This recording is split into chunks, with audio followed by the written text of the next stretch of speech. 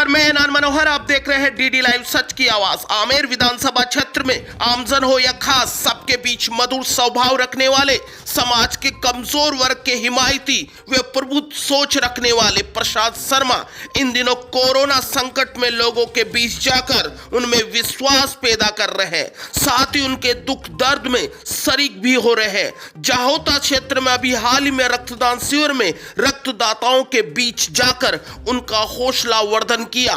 आइए बात करते हैं शांत और मधुर स्वभाव के व्यक्तित्व आमेर विधानसभा के प्रत्याशी रहे प्रशांत शर्मा से। नमस्कार, आज मेरी विशेष मुलाकात हो रही है प्रशांत शर्मा से, जो आमेर विधानसभा से कांग्रेस प्रतिनिधित्व रहे हैं और समाज में हम ये कह सकते हैं या क्षेत्र में इनकी बहुत ही मधुर छवि है। आम लोगों से एक सरलता से मिलते हैं। कुछ सवाल, कुछ प्रश्न रहेंगे लॉकडाउन के, आम जनता के। जानते हैं आखिर प्रशांत जी के मन में क्या है और क्या गवर्नमेंट की पॉलिसी है, कितनी सक्सेस रही, इन तमाम प्रश्नों के बारे में बातचीत करेंगे। प्रशांत जी, लॉकडाउन ने स्पेशली है, गरीब है, मजदूर है, उन वर्गों को तकलीफ में डाल दिया है। आपकी सरकार ने है, कांग्रेस गवर्नमेंट ने बहुत बेहतर काम किया है, लेकिन फिर भी हम कहेंगे कि वो जो मदद मिलनी चाहिए थी, स्पेशली मैं राशन पर बात करूं तो तकलीफ हुई है उन मजदूरों को जो बाहर से आए हैं, प्रवासी आए हैं, उनको राशन नहीं मिला। निश्चित रूप से कहीं ना कहीं बहुत बड़े स्तर पे व्यवस्था करने का प्रयास किया गया, लेकिन फिर भी आप जैसा कह रहे हैं, खुद भी मैं भी मानता हूं कि कुछ लोगों को निश्चित रूप से तकलीफ हुई, लेकिन फिर भी मैं आपको दावे के साथ कहना चाहूँगा कि सरकार की मंशा थी कि कोई भी व्यक्ति भूखा ना सोए। हमारे माननीय मुख्यमंत्री जी, उप मुख्यमंत्री जी और पूरी राजस्थान सरकार और हम सब लोग उसके सहयोग के लिए लगे रहे और रात दिन सब यहाँ के हमारे ग्राम पंचायतों के सरपंचों ने या जो यहाँ के सामाजिक समाजसेवी हैं, उन्होंने सब ने मिलकर बेहतर से बेहतर प्रयास करने का प्रयास किया और डिलीवरी कराने के लिए कोशिश की। लेकिन फिर भी कोई अगर कमी रही तो निश्चित रूप से उसका हमें खेद है और कोशिश करेंगे कि जो शेष कोरोना का समय है उसमें वो कमी की भी पूर्ति की जाए। जैसे आमेर विधानसभा क्षेत्र की बात देखें तो मैंने देखा यहाँ के, पर्सनली मैं भी कभी रिपोर्टिंग पर गया हूँ, तो यहाँ के भामाशाहों ने बहुत अच्छा काम किया है। मतलब जो गरीब वर्ग तबके की जो मैं बात करूँ, भामाशाहों का मदद बहुत अच्छा रहा है। क्या कहना चाहोगे?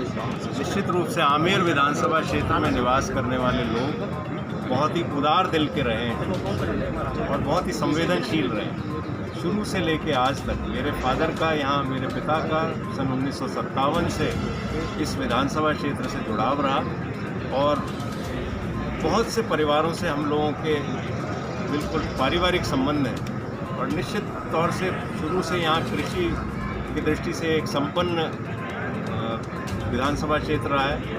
दुग्ध उत्पादन की दृष्टि से भी बहुत यहाँ पे समृद्धि रही है। उस दृष्टि से कुल मिलाकर यहाँ समृद्ध लोग हैं और उन्होंने पूरी संवेदनशीलता का परिचय देते हुए उदार हृदय से बहुत अच्छी सेवा की है और खुले दिल से लोगों में जो सहायता उनसे बन पड़ी वो करने का प्रयास है। जैसे अनलॉक शुरू हो रहा है, विश्वास जगाया जा रहा है कि कोरोना के साथ जीना है और लोगों पे एक भरोसा बनाना है। आप क्या अपील करना चाहोगे कि लोगों में भरोसा बने, उनमें वो भय निकल जाए? देखिए, सबसे बड़ी बात ये, पूरा विश्व जिस महामारी को झेल रहा है उसमें पहले ये बीमारी विदेशों से आई शहरों की ओर, और शहरों में जब ये अनलॉक किया गया या जब ढील दी गई और प्रवासी श्रमिक हों या अन्य प्रवासी जब एक क्षेत्र से दूसरे क्षेत्र में उन्होंने अपने गंतव्य स्थान पर जाने का प्रयास किया, तो कुछ लोग उन इलाकों से आए जहां संक्रमण अधिक था और निश्चित रूप से वो वहां श्रम करने की दृष्टि से आजीविका कमाने के लिए गए थे। अपने घर आने का उनका अधिकार था और सरकार ने उसको महसूस किया, लेकिन फिर भी जो संक्रमण लेकर के लोग आ गए गाँवों में, अब उस दृष्टि से हमें चौकस रहना पड़ेगा।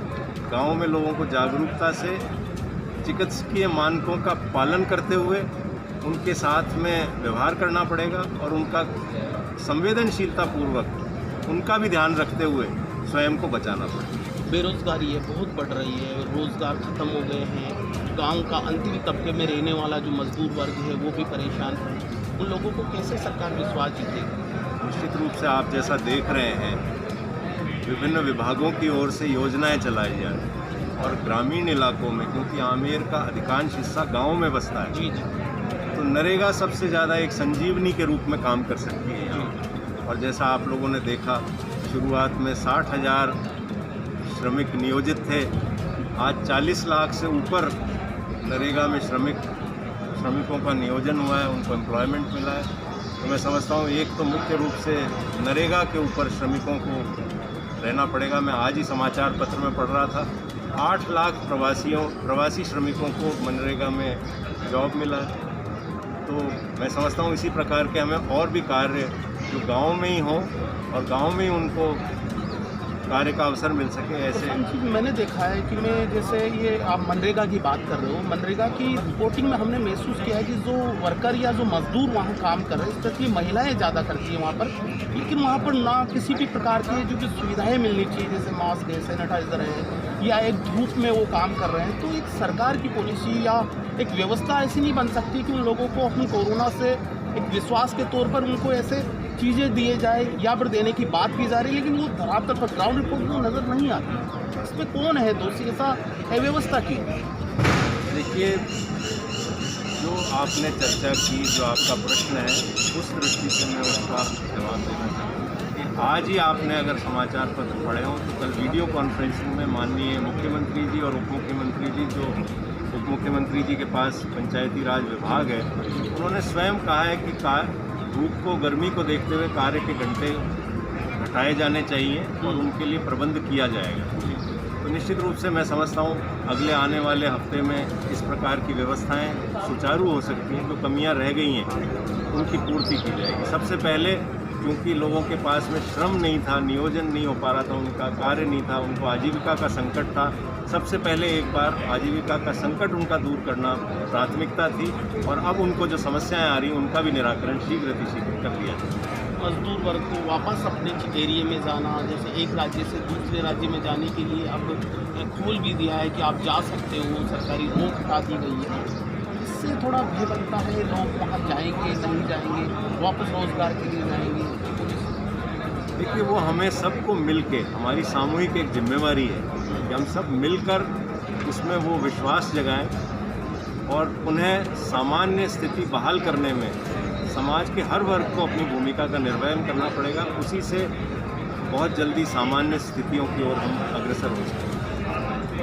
प्रशांत जी शर्मा, आमेर बता रहा था आपको, कांग्रेस प्रत्याशी थे और काफ़ी मेरे पर्सन थे, स्पेशली मैंने मजदूरों को केंद्रित करके जो बातें पूछी है और उन्हीं की बातों का उन्होंने जवाब दिया है कि इस कोरोना संकट में हम सबको मिलकर एक विश्वास जगाना पड़ेगा, देश में वापस वो स्थिति लानी पड़ेगी ताकि इस संकट से उबर सके। एनआर मनोहर।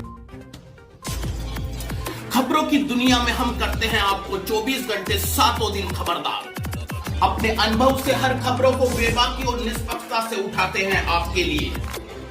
देश दुनिया गांव गलियारों की खबर के लिए देखें चैनल डीडी लाइव सच की आवाज।